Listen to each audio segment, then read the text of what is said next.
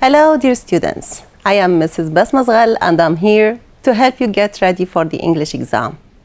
I will share with you a few tips to let you nail it with bright success. In this video, we will focus on the language part of the test.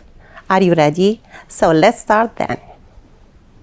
I asked some of the ninth form students about the challenges they face when dealing with language tasks. And here is what they said. What are some common mistakes people do with verb tenses? Are there any tricks or shortcuts for remembering tenses? Can you give me tips for choosing the right word to put in a sentence? Which tips can help me save time? Okay, let's try to answer your friends' questions. We'll focus in the video on a task that you might come across in the language part, which is tense or form. You know that in this type of tasks, you have to put bracketed words in the right tense or form to get a coherent paragraph. But before that, I would like to remind you of some important remarks. Well, as you know, in the national exam there are 3 sections, which are reading, language, and writing. So, here is my advice for you. Manage your time wisely. Since the exam lasts 1 hour, devote 15 minutes to the reading part, 15 minutes to the language part, 20 minutes for the writing, and another 10 minutes to revise at the end of the exam. Now, let's try to answer your friends' questions by doing the following tense or form tasks taken from the 2022 national exam. Here it is. Let's read the instruction. Put the bracketed words in the right tense or form. By tense, we mean, for instance, to put the verb in the simple past, past progressive, simple present, present progressive, present perfect, future, etc. And by form, we mean, for example, singular or plural, adjective, adverb, comparative, superlative, ing form, etc. Okay, now just some tips before doing the task. Start by reading the whole paragraph a few times to understand the context. Don't focus on putting the words in brackets in the right tense or form right away. Focus rather on the general meaning. And actually, it's better to read the paragraph more than once to get a better idea about it. Look for clues in the paragraph, like time expressions to determine the correct tense for each blank. Also, check for hints that can guide you in choosing the appropriate form. For instance, pay attention to helping words like is, are, has. They can help you decide in which form to put the bracketed verb that comes after them. For example, the past participle after have to get the present perfect, or the ing form after is to get the present progressive, etc. Also, be consistent, please. If the paragraph is in the past and there are no clues that an event is happening now, keep using the past tense. Don't move to the present tense without a good reason.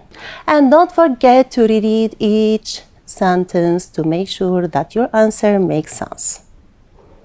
I know that it might feel like solving a puzzle at first, but by following these tips, it will be much easier for you to deal with the task successfully. And in fact, these tips are very helpful in dealing with any kind of language task. So, bear them in mind, please. Alright, now I invite you to pause the video and do the task on your own first. Don't forget to use the tips I shared. And here is a challenge for you. Can you do it in 5 minutes? We've already mentioned how important time management is. It is indeed the key to success in the test. Never forget that, please. Okay then. Pause the video, do the task, and after that, watch the correction.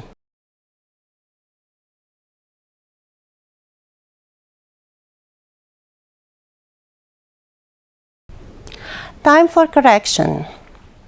As schools close their doors due to the coronavirus pandemic, and as the United Kingdom goes into lockdown, stars are turning into teachers.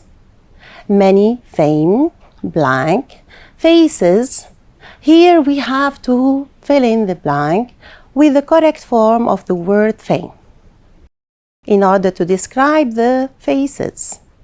Well, I think you agree with me that we must use an adjective. So the correct answer is famous faces. Good. Let's carry on. Many famous faces are helping out by launching daily lessons on their social media accounts to help keep children busy and involve blank. In this context, involve should be turned into the adjective involved to match the structure of the sentence. Just have a look at it, please. Keep the children busy. Busy is an adjective. There is the coordinating conjunction and. So after and, we will write another adjective in order to have a parallel structure. Adjective and adjective. So the right answer is involved. See, we just add D to involve and we'll get the adjective. Okay, next blank now. Mylene Class, a British talented singer and pianist, launched blank her own YouTube channel. Here, we need to fill in the blank with the correct tense of the verb launch. Well, since the event happened in the past, we use the simple past of the verb launch. Launch is a regular verb, so we use the general rule to get the simple past, which is verb plus ed. Therefore, the correct answer is launched. Excellent. Next, the star great blank enjoys teaching the children. Look at the position of the blank in the sentence. It comes after the subject, the star, and before a main verb, which is enjoys. So, in this context, we need to fill in the blank with the correct adverb form of the adjective great. Do you remember the rule of turning adjectives into adverbs? Right, we add ly. So the answer is greatly. Well done. Let's carry on.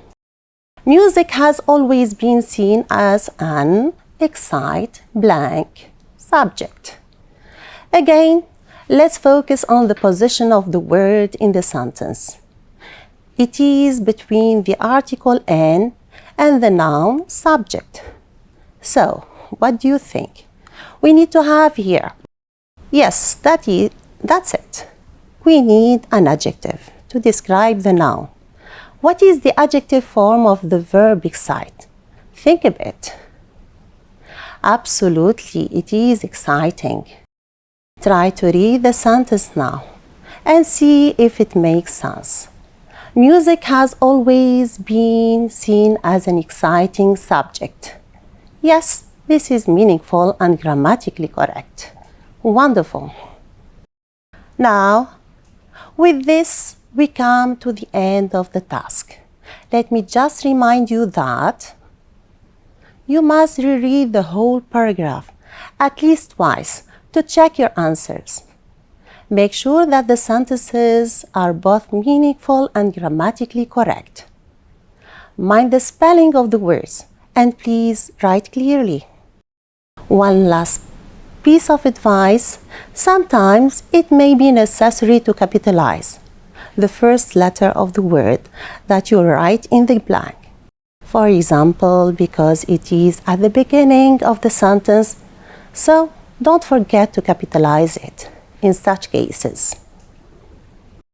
And now, to conclude this video, let me wish you good luck on your exam. I'm sure you'll nail it. Bye.